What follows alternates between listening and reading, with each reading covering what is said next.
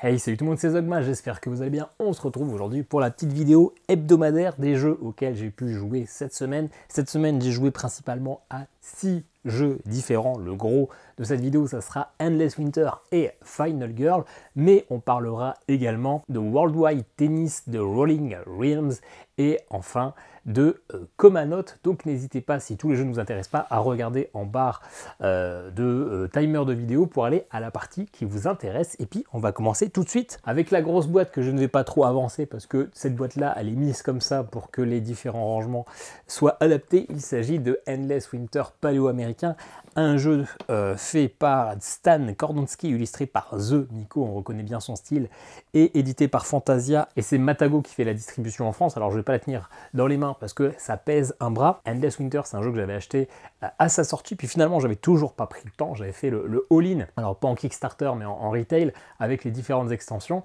et c'est un jeu qui est vraiment pêle-mêle, qui va faire un petit peu de tout, c'est-à-dire qu'on est une tribu au niveau du paléo-américain, et donc on va devoir s'étendre, créer des villages, récupérer des cultures, augmenter sa tribu, et pour ça on va avoir plusieurs actions différentes, et ça va être un mécanisme de pose d'ouvrier. On choisit notre ouvrier, on va faire les actions qui sont écrites sur les différentes zones qui vont nous permettre d'aller récupérer des nouveaux tribus, des nouveaux alliés qui vont nous permettre d'avoir de plus en plus de travail, parce que pour faire une action, il faut dépenser une certaine somme de travail. Ça va nous permettre d'avoir des animaux, de la chasse, qui va nous permettre d'aller sur un plateau pour déposer nos tentes et ensuite faire des villages. Et chacun de ces mécanismes est en fait un petit mécanisme différent. On a un peu de deck building pour notre carte, on a un petit peu de pose d'ouvrier, c'est même le mécanisme de base, on a un petit peu d'exploration avec un plateau avec des tuiles qui seront changées à chaque partie, on a sur cette partie justement un petit peu de majorité, parce que celui qui sera majoritaire sur une tuile hexagone aura en fin de partie, en phase d'éclipse, le bonus écrit dessus. Puis on a une partie avec la chasse où on va chasser des animaux, on a un petit côté un peu plus aléatoire, parce que ça va être en fonction de la pioche des cartes, donc on a plein de petits mécanismes qui se rajoutent, qui fait que le jeu est vraiment assez sympa.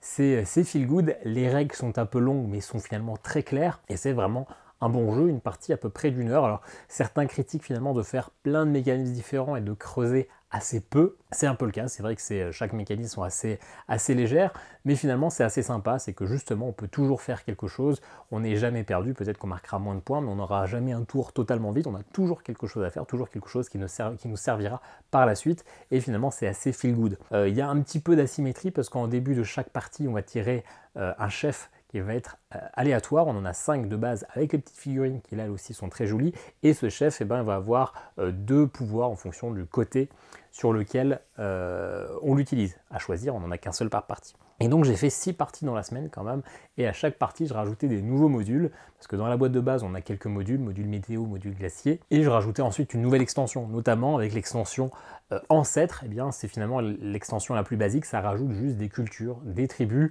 et des nouvelles cartes animales, des nouveaux animaux. Ça ne rajoute aucun élément de gameplay supplémentaire, c'est juste du contenu supplémentaire. Ensuite j'ai rajouté Rivières et Radeaux. Finalement c'est peut-être l'extension la plus importante, parce qu'elle va modifier totalement la carte d'exploration, puisqu'on va rajouter une rivière, et on va rajouter des nibbles radeaux, c'est-à-dire que quand on pose une tente et qu'on la déplace, à la place, on peut décider d'avancer notre radeau le long de la rivière, qui va du coup nous donner un autre point d'attache pour créer des tentes, pour créer des campements, et finalement avoir des majorités. Ce qui est le plus intéressant finalement sur ce plateau rivière, c'est pas les rivières, c'est les tuiles qui vont avec. On aura maintenant des monuments, on va appeler ça comme ça, et ces monuments qui vont être tirés aléatoirement, on a 3 monuments sur les 5 disponibles, ça va nous donner un scoring différent en fonction de ce monument, et donc de la majorité, donc ça va un petit peu renouveler encore plus les parties de nos hexagones, et puis ça donne un petit effet sympa sur la table d'avoir notre rivière qui partage notre plateau avec notre petit truc. Ça c'est assez sympa. Bien sûr on rajoute d'autres éléments de contenu, on rajoute quelques cultures, des poissons et tout, des trucs comme ça, mais c'est surtout cette rivière qu'on rajoute. Et la dernière extension, peinture rupestre, c'est assez original, puisque on va récupérer un petit plateau, une petite ardoise avec un feutre, et ça je ne m'attendais pas à avoir un feutre dans ce type de jeu, et finalement quand on fait l'action peinture, on va pouvoir, en dépensant des ressources, peindre des petits morceaux d'un animal. Le plateau de base c'est un mammouth, en fonction des ressources on peut barrer, on peut cocher, c'est une sorte de flip and write on va dire, sauf qu'il n'y a pas des cartes, c'est avec nos ressources, on va pouvoir cocher une partie du mammouth, puis faire des traits, et une fois qu'on a entouré des ressources, qu'on a suffisamment coché de cases du mammouth, on gagne des ressources. Ça c'est assez original, pareil ça modifie le gameplay, ça rajoute du coup une 5e option, une 5e possibilités pendant la phase de jeu. Extension assez sympa. Voilà, maintenant que j'ai présenté un petit peu le jeu, même peut-être un petit peu trop longtemps, le mode solo tourne très bien. On a notre adversaire qui va avoir des cartes automa qui vont dire où est-ce qu'il va se placer, quelle action vont faire. Il ne va pas faire les actions du plateau, il va faire les actions qu'il y a sur ses cartes. Ça permet finalement de simplifier la prise. Il va quand même nous bloquer parce qu'il va essayer de faire des actions avec des bonus qui ne sont pas encore pris. Et toutes les extensions, et ça c'est bien, sont adaptées en solo. Il n'y a pas, des fois, dans certains jeux, on ne peut pas jouer telle extension ou tel contenu en solo. Là, tout est jouable en solo et c'est vraiment très bien. Le gros problème de ce jeu, c'est que le jeu est trop simple. Ma première partie en mode normal, je l'ai gagné. Seconde partie, je suis passé en difficile, il y a que 2 modes de difficulté, je l'ai gagné. Et à chaque fois que j'ai rajouté des extensions, eh bien j'ai gagné à chaque fois sans aucune difficulté. Alors finalement, je ne savais pas forcément quoi faire pour bien gagner. J'ai regardé un peu sur BGG, ce forum américain, etc. Et c'est un problème qui est connu d'ailleurs des auteurs, puisqu'ils ont créé un mode expert qui sera présent dans les prochains printing, prochains tirages des boîtes. Mais finalement, ce mode expert, c'est pas un vrai mode expert. Il nous propose 6 règles complémentaires que l'on peut rajouter pour corser un peu le jeu. Ça, j'aime moyen, j'aime bien qu'on me dise vraiment c'est comme ça. J'en ai rajouté 3 sur les 6, les 3 qui me semblaient le moins difficile, le plus facile à mettre en place et pas difficile dans le genre difficulté, mais dans le sens difficile à mettre en place. Je gagne tout de même mes parties, mais effectivement le score est plus serré, ça se joue à 5 points d'écart, alors qu'avant je le battais clairement de 30 à 40 points. Donc ça c'est pas mal. Il faut jouer en expert, vous pouvez télécharger le fichier si le jeu vous intéresse sur BGG. Je vous mettrai le lien en commentaire, comme ça vous l'aurez directement. Ça rend les parties beaucoup plus sympas parce que après 5 parties en normal, enfin en difficile, clairement, je me dis j'adore ce jeu, mais j'ai pas vraiment envie d'y jouer si je gagne tout le temps, puisque je fais un peu n'importe quoi et ça passe. En expert, c'est plus tricky. Voilà, donc c'est un jeu que je conseille, mais un jeu que je conseille vraiment à jouer en expert. Le difficile et le normal sont beaucoup trop simples. Voilà, sinon matériel super bien. Je suis pas fan de The Miko, mais là ça passe vraiment très bien.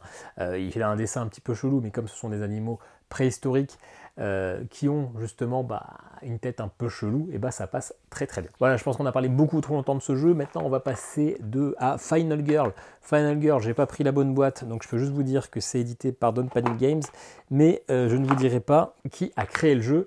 Alors Final Girl, c'est un principe très original, et là c'est un jeu uniquement solo, et il faut la boîte de base qui crée les règles, qui donne les meeples, qui donne le matériel, mais sans ça, vous ne pouvez pas jouer, il faut une boîte de scénario. Il y en a un qui est sorti, qui est installé sur la table là-bas, et chacune de ces boîtes va finalement nous apporter des héroïnes. Là, il y en a 2, un méchant, là c'est Hans, un mec avec une tête de cochon et une hache, et puis un plateau, là ça sera le camp de la terreur, un camp de jeunes, un camp de vacanciers. Et le principe du jeu, c'est qu'il y a un tueur qui va être dans ce camp et qui va essayer de tuer tout le monde. Et nous, on est la Final Girl, la survivante, celle qui restera à la fin, celle qui semble fragile, etc., mais qui finalement va se rebeller et va devoir buter le tueur.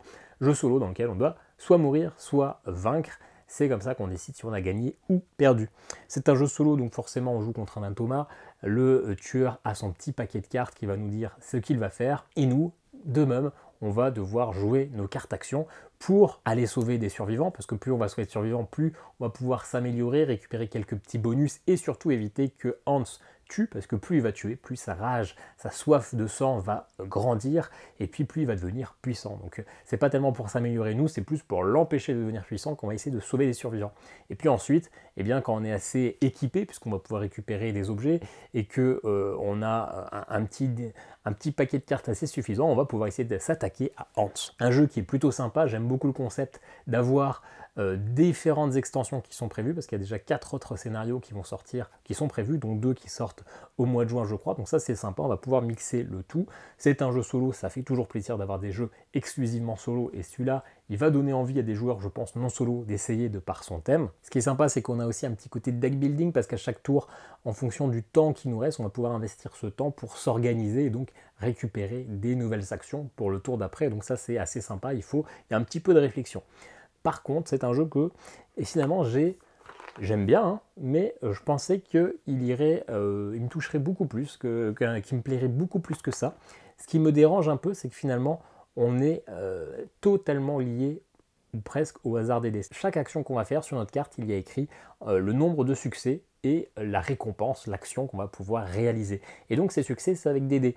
En fonction de l'horreur, en fonction du coup de à quel point le grand méchant fait des ravages, on va lancer plus ou moins de dés.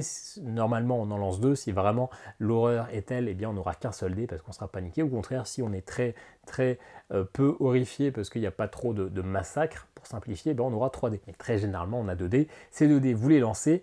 1 à 2, c'est un échec. 5 à 6, c'est un succès. Et 3 et 4, vous avez la possibilité de défausser 2 cartes de votre main pour le transformer en succès. Donc, on n'est pas totalement dépendant des dés, puisqu'on peut quand même décider de sacrifier des cartes, mais donc sacrifier des actions qu'on n'aura pas pour le tour d'après, parce que les cartes que l'on utilise, que l'on défausse, reviendront que un tour par la suite. Le prochain, on jouera d'autres cartes. Mais finalement, si vous avez de la chance, que vous faites des bons lancers de dés, ça va bien se passer. Si vous avez vraiment pas de chance, vous pouvez faire 1 et 2 à tous vos lancers, et finalement totalement foirer votre partie, ou sur le moment où eh bien, vous deviez faire une grosse action, et ben, vous ne faites pas de 3 de 4, vous ne faites pas de 5 de 6, même si vous avez beau avoir 6 cartes en main pour vous défausser, pour faire des succès, eh ben, si vous avez fait un vieux lancer, eh bien, vous foirez. Et c'est ça que je reproche un peu, c'est qu'on est vraiment trop basé sur les dés, et que ça peut être des fois ultra frustrant sur des parties. J'ai fait que 4 parties pour l'instant, c'est pas encore énorme. La plupart se sont relativement bien passées, mais il y a vraiment des fois où ça m'a frustré parce que j'ai foiré totalement mon lancer de dés et lui dans la foulée il a tué 2 campeurs et après moi il m'a one shot parce qu'il était au max de son aura. Donc c'est rigolo, c'est bien le principe, j'aime bien le principe, j'aime bien qu'il y ait plein d'extensions à venir et qu'on va pouvoir rajouter du contenu, mais finalement moi qui aime bien les dés, je trouve que là il y a un petit peu trop de dés et que ça peut être un petit peu frustrant, d'autant plus que finalement on a toujours, en tout cas pour ce premier scénario, pour ce premier mode de jeu, on a toujours un ordre un peu précis. Les premiers tours de jeu, finalement, on va essayer de prendre les survivants pour les faire sortir, pour réduire un petit peu la menace potentielle, parce que Hans tuera moins. Ensuite, on va essayer d'aller s'équiper en allant fouiller les objets, et après, on va aller attaquer le meurtrier. On est toujours un petit peu dans ces phases-là, et on sait un peu directement quoi faire pour gagner. On sait quoi faire et on est soumis fortement au ADD. Donc finalement, c'est un bon jeu, je peux vous le conseiller, mais je pensais que ça serait peut-être un jeu de mon futur top 10, mais on est finalement dans le même genre, je préfère toujours traquer, qui est moins aléatoire. On passe maintenant à Worldwide Tennis, un jeu de Guillaume Luton et Nicolas Ferru, édité par Worldwide Games. Un jeu que j'ai pris parce qu'il était en promo sur Philibert à, je crois, moins 70%, un truc comme ça. Clairement, je ne pensais ne pas aimer parce que c'est un jeu de tennis avec des cartes. On va jouer nos cartes pour échanger, taper dans la balle. Et je me suis dit, jamais on aura une sensation de tennis. Moi, où mon jeu préféré, jeu de société préféré, c'est 7 et Match, qui est un jeu de tennis avec des pichenettes. Donc on a vraiment la sensation de faire des coups, de faire des super échanges et de faire le coup gagnant. Là, je me suis dit, avec des cartes, ça ne marchera jamais. Eh bien, j'ai été finalement plutôt contredit par le jeu. C'est un jeu qui se joue également seul. On a un automa qui est plutôt bien géré, où il va nous renvoyer des balles en fonction des cartes qu'il va faire. On a vraiment finalement l'impression de faire des échanges. On va choisir nos cartes, on aura une main de cartes. Sur ces mains de cartes, on aura la position dans laquelle on doit être pour taper la balle, la position où ça va envoyer la balle et des fois la position nécessaire de l'adversaire pour pouvoir jouer cette balle. C'est-à-dire que si on fait un lob, il faut que l'adversaire soit au filet tout simplement. Si on fait une amortie, il faut qu'il soit au fond du couloir. Et en fonction de la difficulté de la carte, vous avez une valeur en haut à gauche qui est le dé que vous allez devoir faire. Vous devez faire par exemple au moins un 7 et vous avez un dé 20, vous lancez votre dé 20. Si c'était une réussite, eh bien tant mieux. Si c'est un échec, eh bien vous faites une faute. En fonction du terrain, terre battue, dur, indoor et gazon, eh bien ça rajoute potentiellement de la difficulté. On sait que sur certains terrains, les balles sont plus rapides, donc ça va être plus dur à renvoyer. Et donc, l'adversaire, quand il va jouer sa carte, il va devoir faire la difficulté de sa carte plus le malus qui est fait par le terrain sur lequel on joue. Et donc c'est ça qui va faire finalement la difficulté du jeu. On a une bonne sensation quand on fait, si l'adversaire n'est pas au centre, qu'il est tout à gauche et qu'il doit aller tout à droite, eh bien il va se fatiguer, c'est-à-dire qu'on va devoir défausser une des cartes de notre main. Et vous doutez bien que si on ne peut pas jouer de cartes, eh bien on a perdu le point. Et donc on a vraiment cette sensation quand on balaye l'adversaire de gauche à droite, bah, finalement de le fatiguer, et on sait bien que tôt ou tard on va gagner à force de faire ça. Donc on a de très bonnes sensations de jeu. J'étais assez étonné, surtout qu'il y a toujours le petit plaisir de bouger le meeple de la balle sur le terrain pour aller la placer ici et là. Donc c'est assez sympa. J'étais vraiment étonné, mais le gros défaut du jeu, c'est que finalement les parties sont à rallonge. Normalement, on joue en 3-7, donc en 2-7 gagnants ou en 3-7 gagnants, comme vous voulez, on va dire 2-7 gagnants. Là, moi j'ai décidé de faire que un set à chaque fois, le premier set, et en solo, je dis bien, les parties sont quasiment toujours de 1 heure pour un seul set, parce que l'automa est quand même plutôt coriace. L'automa va toujours pouvoir tirer une carte, va quasiment toujours pouvoir nous renvoyer la balle. Certes, lui aussi, il lance le dé, mais il va être beaucoup moins limité que nous sur les cartes. Nous, sur les cartes, si on n'a pas tiré les bonnes cartes qui correspondent à notre position, on écuye. Lui, il va toujours tirer une carte qui correspond à la position dans laquelle il est, donc on sait qu'il va toujours pouvoir répondre.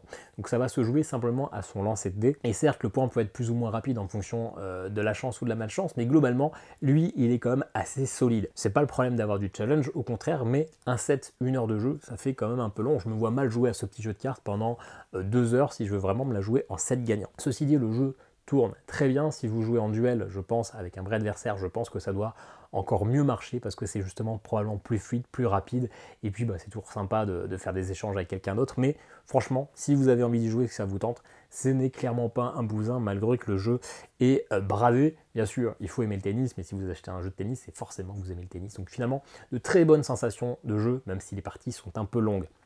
Libre à vous de faire un super tie-break, mais pour moi, un tennis, ce n'est pas un super tie-break. Voilà, on va continuer dans les choses un peu vieilles avec Rolling Realms, un jeu de Stonemaier Games, donc de Jamie Stegmaier. Forcément, qui dit Stonemaier Games dit Matago pour le portage. Ça, pour la petite histoire, c'est un roll and ride qui a été créé pendant le confinement, pendant le Covid.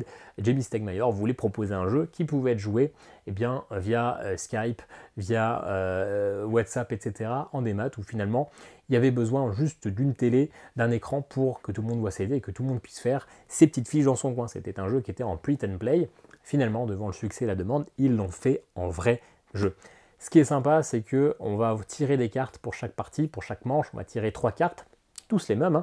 Et ces cartes-là, ça sera un hommage aux différents jeux bien connus de Rolling Realms.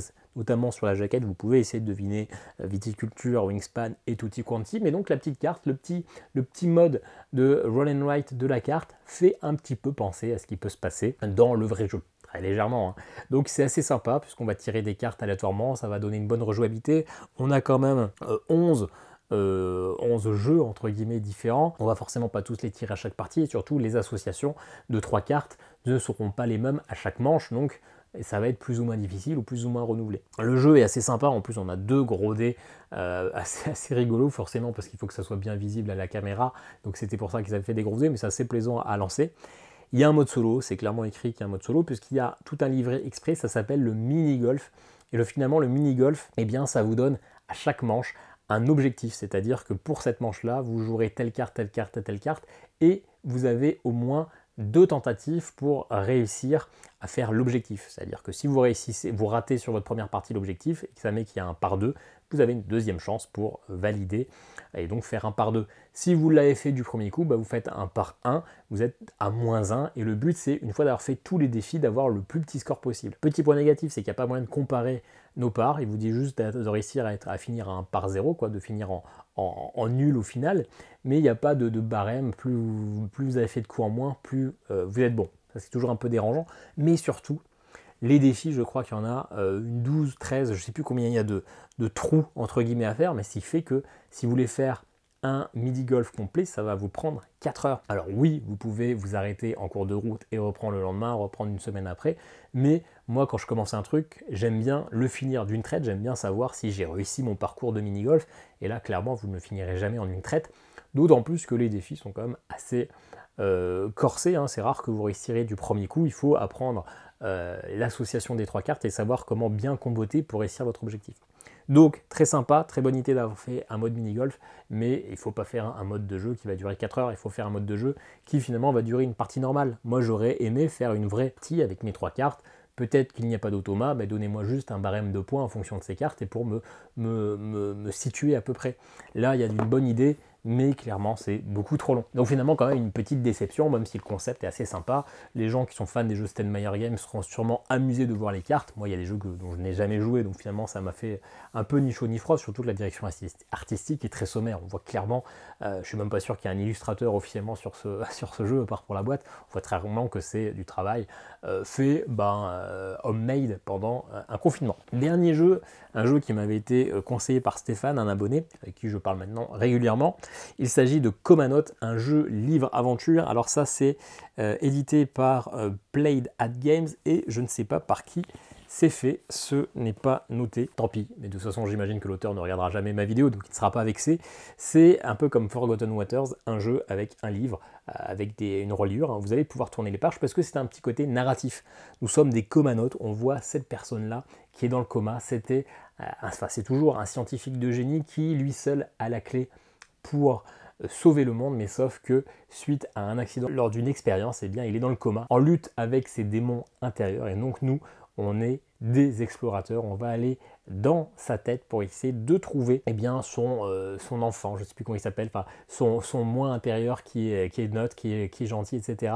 Essayer de le protéger de ses démons pour essayer de le réveiller à la vie. Chaque partie, finalement, vous allez tirer des lieux différents parce que son esprit est segmenté en une dizaine, en une quinzaine de zones différentes, je ne sais plus, 11 cartes différentes, et vous n'en tirerez que 5 à chaque partie. Et en plus, dans les 5, vous n'aurez peut-être pas besoin d'explorer les 5 zones, peut-être que vous allez réussir à le libérer rapidement, parce qu'il y a une petite partie enquête, vous avez 5 zones, vous savez que son enfant, je crois que c'est vraiment comme ça que ça s'appelle, hein, je ne sais plus, est dans l'une des 5, et donc vous allez devoir essayer d'enquêter pour savoir dans quelle zone il est. Le principe est assez fou, on a ce livre-jeu avec des pages qui sont très jolies, on a un petit côté scénario qui finalement, une fois qu'on a fait plusieurs fois le jeu, on connaît un peu les histoires, mais chaque page, chaque aventure va être différente. J'en ai fait notamment une dans le western, on va devoir essayer d'empêcher quelqu'un de se pendre, puis après on aura une course-poursuite sur des calèches, et ensuite on arrive dans un autre niveau, un autre univers, et c'était finalement un jeu vidéo en 2D, où on est vu de côté, on va devoir sauter au-dessus de plateformes, descendre des échelles, etc. J'ai pas fait tous les univers, mais on a vraiment des zones de coma qui sont très différentes, avec un gameplay différent. Sur le papier, c'est assez fou. En plus, on tire aléatoirement nos cartes, on va du coup avoir des expériences différentes. Pour essayer de trouver où est l'enfant, on va pouvoir récupérer des indices. Ces indices, finalement, c'est une carte assez sommaire, avec un peu de texte, mais qui nous donne un indice sur la zone où est caché le démon primordial qu'on va devoir tuer pour finalement le libérer. Certes, quand vous avez fait plusieurs parties, ces cartes-là, vous les reconnaissez, donc vous savez directement dans quelle zone il faut aller, et donc ça raccourcit franchement les parties. Mais sur des premières parties, des parties découvertes, ça fait vraiment un effet mouche, c'est assez bluffant. Par contre, deux gros points négatifs, quasiment rédhibitoires, c'est que la règle, quand vous la lisez, vous n'avez strictement rien compris. C'est pas clair, c'est mal organisé, elle est assez sommaire alors qu'il y a pas mal de choses à comprendre. Le jeu est finalement assez complexe, c'est pas le plus dur, mais c'est pas le plus simple, et la règle ne vous aide absolument pas. Vous êtes obligé d'aller regarder des vidéos, on m'avait prévenu, et effectivement j'ai dû aller regarder des vidéos parce que je n'avais strictement rien compris. Et ça c'est dommage, vous achetez un jeu, bon là je l'avais eu en promo, mais vous achetez un jeu, je crois que c'est assez cher, je crois que le jeu devait coûter 40-50 balles, et vous ne prenez pas votre jeu, vous le lâchez quoi. Ça c'est vraiment dommage. L'autre chose, c'est que le jeu est chaud, il est chaud sa mère. On peut le dire comme ça, c'est que je n'ai absolument pas gagné. Ce qui est sympa, c'est que vous choisissez votre personnage, je crois 25 personnages qui aura des caractéristiques différentes, et pour chaque joueur, vous allez avoir 3 vies, c'est-à-dire un personnage et 2 autres faces cachées que vous ne choisirez pas, donc vous ne savez pas vraiment quels seront vos futurs gameplays. Ça c'est sympa, ça crée de la rejouabilité, mais à la fin de la première zone que j'avais pu explorer, j'avais déjà perdu 2 de mes 3 personnages, autant dire que j'ai réussi à arriver jusqu'au boss, parce qu'il y a des boss en plus, au boss du 2e monde, mais je suis mort. Alors si j'avais dû explorer les 5, c'était cuit. Bien sûr, si on arrive avec les indices à trouver où se trouve le démon primordial et donc le moi intérieur du scientifique, on arrive à expédier ça à partir du 2e, voire de la 3e zone, donc ça rend des parties peut-être un peu plus accessible, mais c'est quand même super chaud. Les ennemis sont au taquet, il faut jouer avec le lancer de dés. Il y a des fois des passages qui sont très frustrants, notamment sur cette fameuse course-poursuite en calèche, où si je loupais mon saut pour aller d'une calèche à l'autre, eh bien je perdais totalement ma vie. C'est roleplay bien sûr, on saute d'une calèche à pleine vitesse, on tombe par terre, on revient jamais dans la calèche, c'est une certitude. Mais là, dans ce jeu, ça peut être ultra frustrant. Je ne dis pas que toutes les zones sont pareilles, je ne dis pas que toutes les pages sont pareilles, parce que chaque zone c'est 3 pages, mais ça m'a l'air quand même très compliqué de gagner, avec des règles vraiment mal foutues, une mise en place quand même un petit peu longue, il y a pas mal de cartes, pas mal de trucs à mélanger, pas mal de tirages, ça prend un petit peu de place quand même, pas tant que ça, mais ça prend un petit peu de place et un peu de mise en place. Donc c'est un jeu qui avait quand même beaucoup de potentiel, mais qui pour moi tombe un petit peu à l'eau. J'aimerais l'aimer plus, mais il y a des choses qui sont vraiment trop freinantes. Cette mise en place, les règles maintenant c'est acquis, mais cette difficulté qui finalement peut être ultra frustrante. C'est dommage parce que superbe boîte, superbe livre, vraiment une idée intéressante, mais ça aurait nécessité, je pense, beaucoup plus de travail. Voilà, c'est tout pour aujourd'hui. J'ai l'impression d'avoir parlé vraiment très longtemps de ces 5 jeux. Alors j'espère que vous avez réussi quand même à accrocher. Au pire, de toute façon, vous savez que vous pouvez aller d'un jeu à l'autre, de switcher comme ça entre les différentes parties grâce au timer de la vidéo. N'hésitez pas à me laisser un petit commentaire sur certains de ces jeux. Est-ce que certains vous ont intéressé? Est-ce qu'au contraire, pour certains, vous avez un avis totalement différent du mien? On se retrouve la semaine prochaine pour probablement une vidéo de Final Girl, et je ne sais pas quel sera le deuxième jeu dont je ferai une vidéo. Peut-être qu'il n'y en aura pas d'ailleurs. Surprise, surprise. On se dit à très bientôt pour une nouvelle vidéo. Ciao, ciao.